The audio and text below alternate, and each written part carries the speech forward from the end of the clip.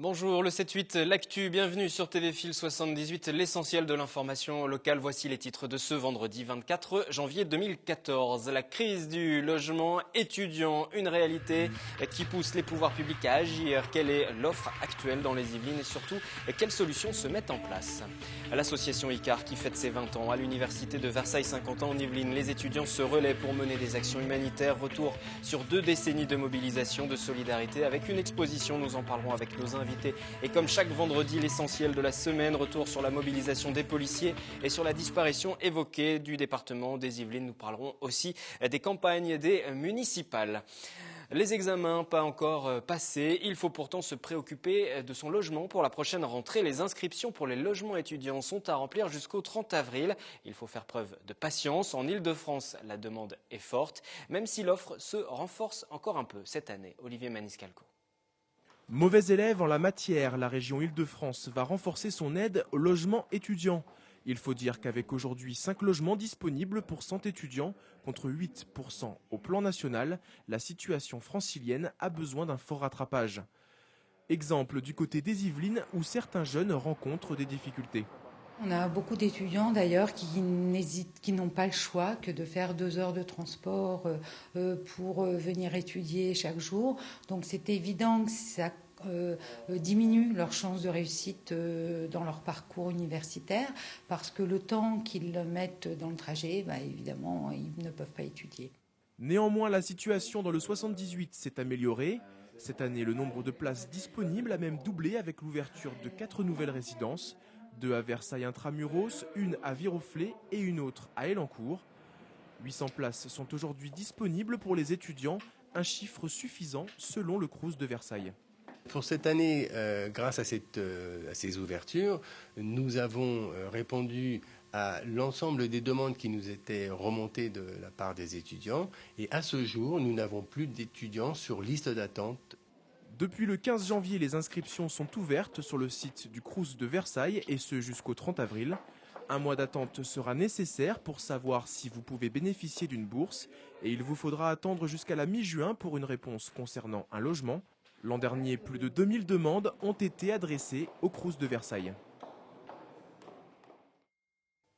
Nous restons dans le domaine de l'enseignement supérieur avec un focus sur l'université de Versailles-Saint-Quentin en Yvelines. Dans la tourmente depuis plusieurs mois, en raison d'un budget difficile à boucler, elle doit néanmoins continuer à séduire les lycéens alors que s'ouvrent également les inscriptions pour la rentrée prochaine. Le week-end dernier se déroulait à Versailles au Palais des Congrès le salon de l'étudiant. Nous avons voulu savoir si l'université de Versailles-Saint-Quentin en Yvelines avait aujourd'hui mauvaise presse. Reportage. Et il n'y a pas une inquiétude généralisée qu'on craignait un peu malgré tout. Voilà. Officiellement, pas de changement sur le stand de l'UVSQ lors du salon de l'étudiant à Versailles. On affirmait ne pas avoir trop ressenti les inquiétudes des lycéens. Le lourd déficit budgétaire et ses conséquences sur les conditions d'enseignement ne freineraient donc pas les inscriptions à venir. Seulement, en tendant un peu l'oreille, on se rend compte que l'on se pose tout de même plus de questions que les autres années. Je voulais y aller sans me poser de questions et maintenant c'est vrai que je me pose un peu plus de questions et je vais peut-être voir si je peux pas aller dans une autre université ou quelque chose comme ça. J'ai pas envie de commencer à faire mes études à la fac de Versailles-Saint-Quentin pour ensuite devoir me réorienter justement à cause de ces problèmes-là. Donc je suis venue chercher des réponses pour poser des questions aussi si justement c'est stable ou pas. L'université qui accuse plusieurs millions de déficits a d'ores et déjà annoncé devoir faire des économies en supprimant notamment les filières les moins fréquentées. Pour autant, elle veut défendre ses atouts. On a énormément de filières professionnalisantes au niveau Bac plus 2 pour les DUT, Bac plus 3 pour les licences professionnelles. On a 28 licences professionnelles et des masters professionnels. En quantité, au total, on a plus de 100 masters, dont une grande majorité de masters professionnels. Avec beaucoup de formations en apprentissage. Étape déterminante après les traditionnels salons étudiants, les journées portes ouvertes. Dans les prochaines semaines, l'université en saura donc plus sur son nombre d'inscriptions, pendant qu'en coulisses, le bras de fer avec le ministère se poursuit afin de décrocher de plus fortes subventions. Invitée de ce journal, elles sont deux. Tatiana Thierlois, bonsoir. Bonsoir. Vous êtes présidente de l'association ICAR et Marie Cousin, ancienne présidente de cette même association jusqu'en septembre 2003. Donc c'est tout récent. Bienvenue sur ce plateau. Vous êtes réunies toutes les deux car ICAR fête ses 20 ans. On va repréciser ce qu'est ICAR justement, une association qui intervient dans l'humanitaire, qui est gérée par des étudiants de l'université de Versailles-Saint-Quentin, ICAR, pour initiative de coopération active par relais d'étudiants. C'est bien ça? C'est ça. Vous pouvez Oui. nous en dire plus, qui nous reprécise un peu le champ d'action d'ICAR. On d'ICAR. va préciser effectivement en fait qu'on développe des actions de solidarité humanitaire. C'était beaucoup dans le passé. Je pense que vous avez dû voir ça dans l'exposition. Je pense que Marie pourra en parler puisqu'elle a été à l'initiative de l'exposition. Et on développe aussi en fait des actions environnementales, qui est un gros pôle chez nous, et également en fait des actions sociales. Donc ça veut dire qu'en 20 ans, les missions de l'association ont un peu évolué en fait, en Oui, fonction oui, des étudiants qui sont impliqués en fait. C'est ça dépend des engagements, des envies, des motivations. Et c'est des projets en fait qui se suivent parfois d'année en année et pas toujours avec en fait les mêmes membres. C'est une volonté parfois de la part de certains de vouloir reproduire et parfois de vouloir innover aussi. ICAR, 20 ans d'existence, c'est long pour une association étudiante et à plus forte raison à Versailles-Saint-Quentin-en-Yvelines parce que ça correspond quasiment avec la naissance de l'université. Donc comment on peut expliquer une si longue vie à ICAR? Alors, oui, exactement. Ça a été donc créé un an après l'université. C'était une volonté avant tout des associations qui étaient en filière économique, qui voyaient le développement de l'Europe se faire. Et c'est pour ça que les premiers projets ont été d'abord humanitaires et ciblés sur les pays d'Europe de l'Est. Et puis petit à petit, ça a changé, les mentalités ont changé, les envies et les engagements des étudiants ont changé. Et on est parti sur des projets d'abord sociaux, de la prévention santé, parce que c'est important d'en parler au sein d'une université, de l'accompagnement auprès de SDF, d'écoles, du soutien scolaire. Et puis petit à petit, avec l'université aussi de Saint-Quentin-en-Yvelines qui se développait, des préoccupations liées au développement durable. Et donc du coup, un pôle environnemental et de solidarité qui s'est développé par la suite. Et on retrouve tout ça à travers l'exposition qui est actuellement proposée à la bibliothèque universitaire, c'est boulevard Vauban à Guyancourt. On en a vu quelques images. Quels sont les moments forts? Qu'est-ce qu'on retrouve à travers cette exposition? C'est vous qui avez travaillé dessus notamment. Exactement, ça me tenait à cœur puisque j'ai travaillé dessus pendant près de 6 mois, le temps de parcourir 20 années d'archives, 20 générations d'étudiants qui se sont mobilisés. Et donc tout au long de l'exposition, on retrouve à la fois cette évolution de projets, donc l'humanitaire, le social, puis ensuite l'environnement et maintenant des projets de solidarité autant tournés vers l'international que vers le local, puisqu'on essaye d'avoir un ancrage territorial assez important avec d'autres structures, d'autres partenaires et d'autres associations de Saint-Quentin-en-Yvelines.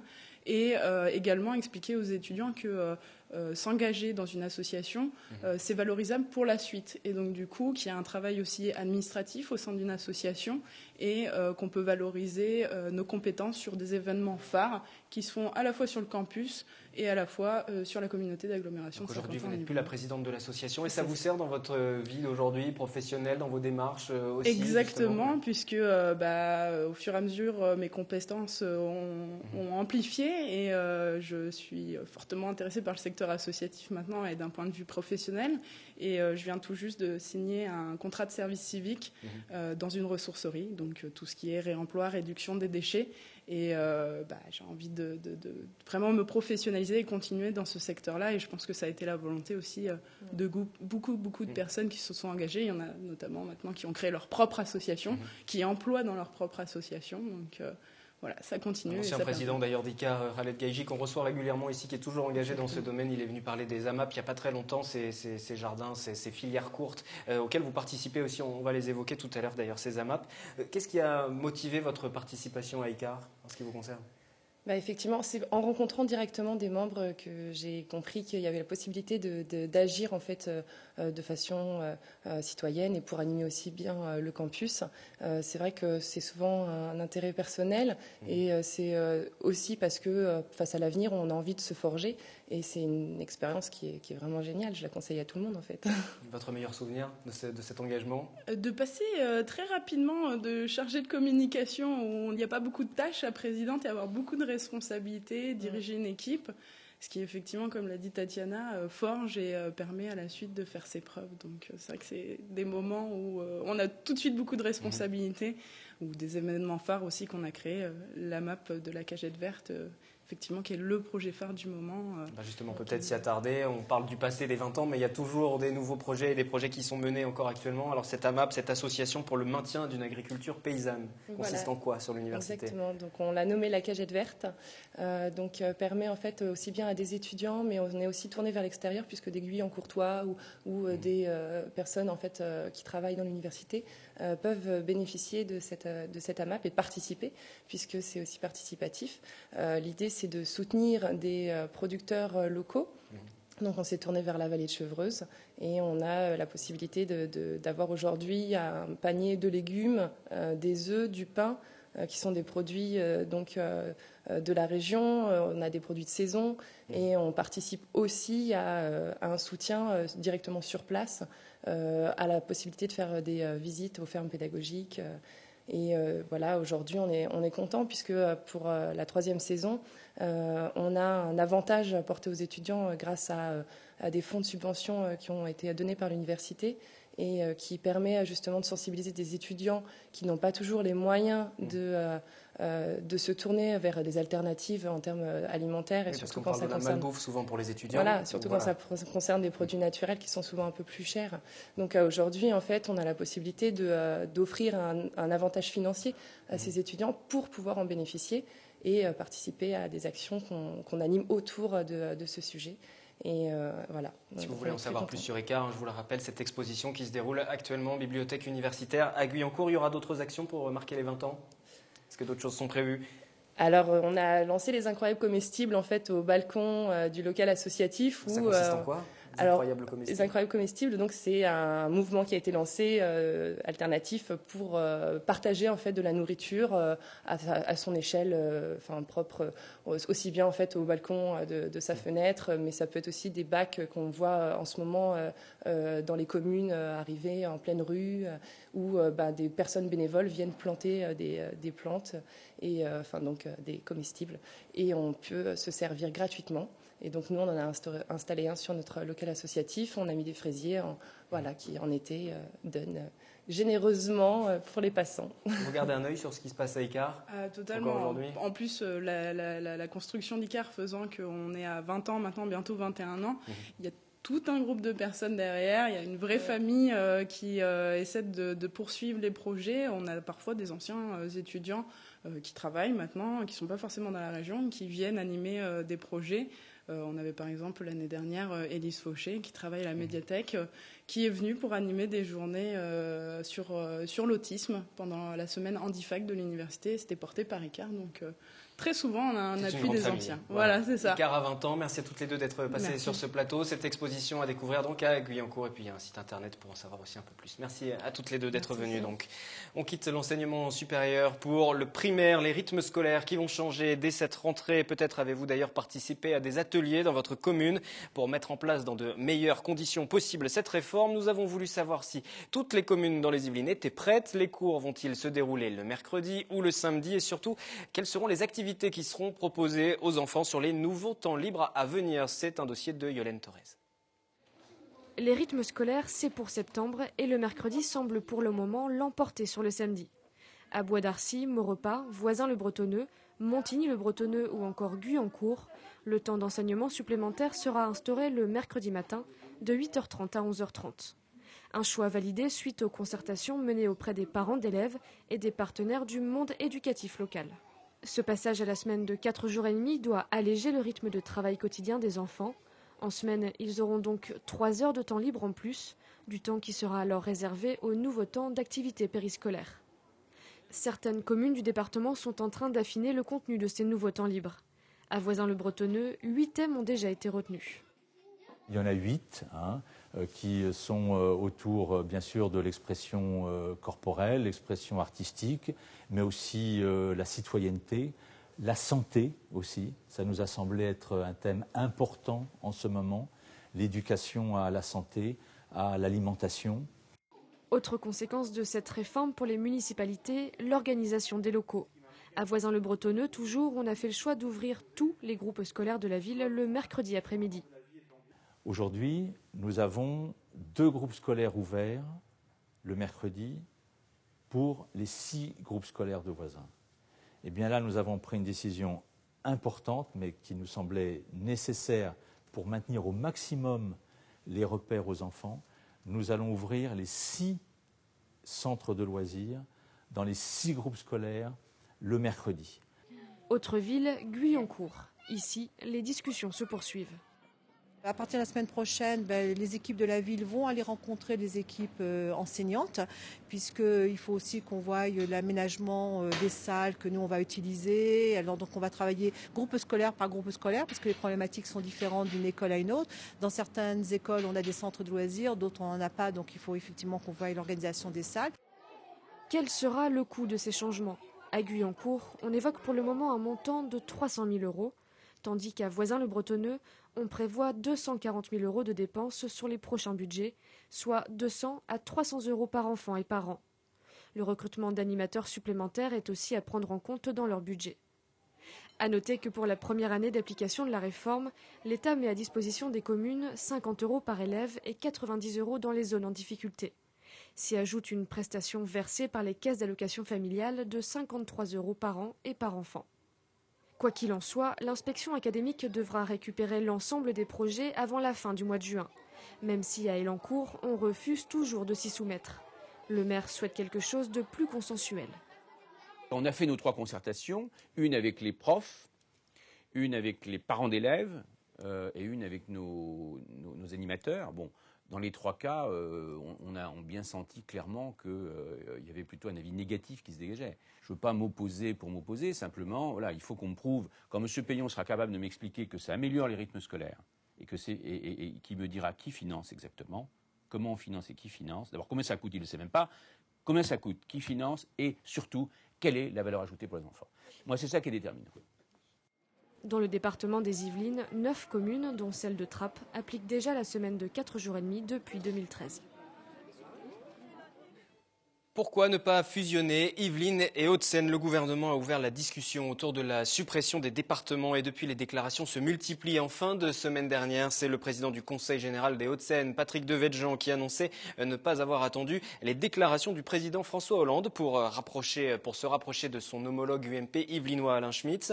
Une nouvelle collectivité qui regrouperait 3 millions d'habitants. Les 2 élus évoquent des réductions de dépenses publiques, des projets d'envergure également plus faciles à mener. Et vous, que pensez-vous de cette idée de réunir Hauts-de-Seine et Yvelines? Micro-trottoir. Sur le principe de simplifier un peu le millefeuille administratif, oui, ça me paraît utile. Après, sur le cas précis des Yvelines et des Hauts-de-Seine, j'avoue que je ne connais pas suffisamment le dossier pour me prononcer. Avec les Hauts-de-Seine, je ne sais pas, je suis sceptique. Moi, je suis pour, c'est comme tout le monde, le millefeuille administratif où il y a les communes, les communautés d'agglomération, les départements, les régions, l'État, puis même l'Europe finalement. Donc il faudrait arriver sur ces 5 niveaux à en garder 3, ça suffirait bien. Écoutez, comme c'est 2 départements qui sont assez riches, donc je pense que ça peut valoriser. Je pense que ça serait une taille intermédiaire entre un département et c'est pratiquement une région à elle seule, une petite région. Mais à partir du moment où c'est bien géré, moi... Yvelines plus Hauts-de-Seine, c'est les riches ensemble et les pauvres à l'autre côté. D'accord. Voilà. Le syndicat de police Alliance mobilise à nouveau les agents. 6 000 policiers se sont retrouvés le 13 novembre dernier déjà devant l'Assemblée nationale pour dénoncer conditions de vie et de travail. Devant l'absence de changement, des actions étaient menées mercredi dernier devant toutes les directions départementales de la sécurité publique. Ici à Viroflay ou encore à Évry, Cergy, Melun étaient évoqués harcèlement moral, stigmatisation, pression sur les objectifs ou encore manque de moyens. Dans la ligne de mire du syndicat, méthode managériale, conditions de travail et restrictions budgétaires, une manifestation nationale et unitaire pourrait aussi rapidement être organisée. Vous avez souvent des patrouilles qui sont amenées à patrouiller avec un adjoint de sécurité et un titulaire, donc un manque de sécurité certaine. Vous avez des patrouilles qui sont obligées de se transporter sur d'autres communes parce que manque d'effectifs sur les autres circonscriptions de police. Donc c'est vrai que c'est un vrai casse-tête au quotidien pour assurer correctement la sécurité de nos concitoyens sur ce département. Avec le manque d'effectifs que l'on a dans la police nationale, beaucoup de collègues sont rappelés sur leurs jours de repos, ne peuvent pas avoir leurs jours de congé comme il se doit et donc viennent travailler sur leurs jours de repos. La réalité, c'est qu'il faudrait débloquer les moyens, faire en sorte que la modernisation de l'action publique qui bloque aujourd'hui le nombre de gens qui rentrent en école de police soit clairement ouvert et qu'en fait il y ait davantage de recrutement et surtout des budgets adéquats pour pouvoir entretenir le parc automobile, mais aussi les moyens qui sont utilisés tous les jours, les moyens individuels et collectifs. Il y a, dans les années 2000, juste pour vous donner un ordre d'idée, 8000 fonctionnaires de police qui étaient formés dans les écoles de police. Aujourd'hui, on peine à remplir les écoles de police à hauteur de 2500. Et cette nouvelle manifestation intervient alors que les chiffres de la délinquance sont en hausse en France et dans les Yvelines, avec notamment une hausse des cambriolages. Politique, la semaine dernière sur notre antenne, le maire de Saint-Cyr-l'École, Bernard Debain, exprimait son souhait de voir revenir travailler avec lui son ancienne adjointe, aujourd'hui candidate. C'est par un communiqué que cette dernière vient de lui répondre. Gaëtane Desjardins répond à Bernard Debain qu'il n'y aura aucune discussion avant le premier tour. Sa liste se veut indépendante de celle menée par l'UMP et surtout elle refuse d'assumer le bilan du maire candidat qu'elle qualifie de mauvais en précisant échec de grands projets et manque d'éthique notamment. Toujours concernant les municipales, UMP et UDI ont finalisé leur soutien pour les municipales dans les Yvelines. Pas de surprise, si ce n'est à Coignières, où le maire sortant Henri Pailleux devrait se présenter en tant que divers droite. Il s'expliquera d'ailleurs mercredi dans le journal sur ce plateau dès 18h. Et puis à Maurepas, si les candidats des deux formations ne fusionnent pas leur liste, les investitures seraient tout simplement retirées. Les précisions et les réactions des principaux concernés. À Maurepas, l'UMP et l'UDI donneront une investiture commune à une liste d'union Le Guérinel-Garestier. En l'absence d'une telle liste d'union, UMP et UDI ont décidé de retirer les deux investitures données sur cette ville. Le communiqué est signé de la fédération départementale de l'UMP. Depuis plusieurs mois, les deux hommes s'opposent sur la ville. D'un côté, Pierre Le Guérinel, ancien premier adjoint du maire sortant Georges Mougeot, vice-président de l'UDI dans les Yvelines et qui se présente avec sur sa liste Nicole Malaquin, ancienne candidate UMP en 2008. De l'autre, Grégory Garestier, responsable local de l'UMP qui revendique 5 adhérents de l'UDI sur sa liste. Deux hommes impossibles à mettre d'accord donc et malgré la pression aujourd'hui exercée par leur formation, les choses ne devraient pas changer. Moi j'ai proposé que pour que tout le monde sorte par le haut, que celui qui souhaite absolument être candidat soit numéro 3, puisque c'est un homme, donc numéro 2, il ne peut pas. Il siégera avec moi à l'intercommunalité et je lui ai demandé de réfléchir à la délégation qu'il souhaitait avoir, de façon à acquérir une expérience qu'aujourd'hui il n'a pas, mais ce que lui dit d'ailleurs l'UMP. J'ai entendu devant moi dire qu'il n'avait pas l'expérience nécessaire. Le seul souci, c'est que pour faire union, il faut pouvoir discuter. Et si vous êtes face à quelqu'un qui de toute façon ne veut pas discuter, la discussion ne peut pas avoir lieu. C'est dommage. Je suis persuadé que je serai en tête au premier tour et je pense que M. Le Guérinel le sait. Donc il essaye de se trouver une porte de sortie. Donc moi, cela ne m'intéresse pas, je trace ma route, mon équipe, elle est complète, ma liste, elle est faite, et donc je ne vois pas pourquoi je ferai une alliance avec celui qui a été le premier adjoint d'un maire de gauche et une majorité socialiste pendant 6 ans et qui a fait perdre la droite en 2008. Pierre Le Guérinel qui précise qu'à aucun moment l'UDI n'envisagerait de lui retirer son investiture, même s'il devait se présenter seul. Le discours est moins affirmatif pour Grégory Garestier. On n'en est pas là. Nous verrons les choses dans les semaines qui viennent. Mais en tout cas, moi, ma position, elle est claire. Et nous verrons ce qu'ils adviendront. Mais en tout cas, je reste le responsable UMP de la ville de Maurepas. Prochaine étape du bras de fer ce week-end avec un point presse commun très attendu de Valérie Pécresse et d'Arnaud Richard, les deux présidents dans les Yvelines de l'UMP et de l'UDI. Élections municipales 23 et 30 mars pour les communes de plus de 1000 habitants. Des nouveautés, les électeurs voteront à la fois pour les conseils municipaux mais aussi pour les conseils communautaires. Voilà à quoi ressemblera demain votre bulletin de vote lors des prochaines élections dont le premier tour a lieu le 23 mars. À gauche, les listes des candidats au conseil municipal. À droite, la liste des candidats au conseil communautaire. Car nouveauté du code électoral, les électeurs des communes de plus de 1000 habitants voteront aussi pour les délégués qui siégeront au conseil communautaire. Tous les conseillers communautaires doivent apparaître sur la liste municipale et dans un ordre bien précis. Je rappelle que les conseillers municipaux sont paritaires, c'est-à-dire qu'il doit y avoir un homme, une femme, un homme, une femme, et ce sera la même chose pour les conseillers communautaires, un homme, une femme, un homme, une femme. Et généralement, ce sont les têtes dans les têtes de la liste municipale qui doivent se retrouver dans la liste communautaire. Vous ne pourrez pas rayer de nom ou en rajouter. Les électeurs pourront se présenter pour voter sans carte d'électeur, mais obligatoirement avec une pièce d'identité que sont une carte d'identité ou un passeport. On peut présenter un titre d'identité, carte nationale d'identité, passeport. On peut aussi également présenter d'autres types de documents qui ne sont pas des titres d'identité, mais qui prouvent quand même son nom. On peut, par exemple, présenter une carte vitale avec photographie, et seulement avec photographie. Quant aux candidats, ils devront tous se déclarer en préfecture et en sous-préfecture. C'est une nouveauté. Ils pourront prendre rendez-vous dès le 3 février. Ils devront présenter des bulletins de vote au format paysage avec des cotes très précises. Un bulletin non valide sera refusé. Le dépôt des candidatures s'ouvre du 13 février au 6 mars, 3 semaines au lieu d'une en raison des modifications du code électoral. Un renfort d'agents administratifs est prévu. Des sites internet sont à la disposition de ceux qui veulent en savoir plus. On se retrouve lundi pour une nouvelle semaine d'information. Excellent week-end sur notre antenne.